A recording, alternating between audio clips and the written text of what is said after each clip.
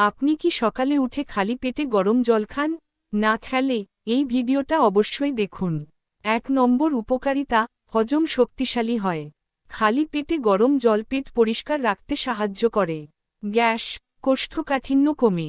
২ নম্বর, শরীর ডিটক্স হয়। রাতভর জমে থাকা টক্সিন বের হতে সাহায্য করে। লিভার ও কিডনির কাজ সহজ হয়। ৩ নম্বর, ওজন কমাতে সাহায্য করে। মেটাবলিজম বাড়ায়, ফ্যাট ভাঙতে সাহায্য করে। ডায়েটের সঙ্গে করলে ভালো ফল পাওয়া যায়।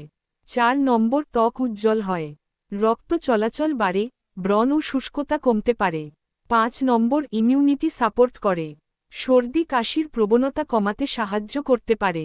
কাদের সাবধান থাকা উচিত? যাদের পেটে আলসার, খুব বেশি অ্যাসিডিটি বা গরমে অস্বস্তি হয়, তারা ডাক্তারের পরামর্শ নিন।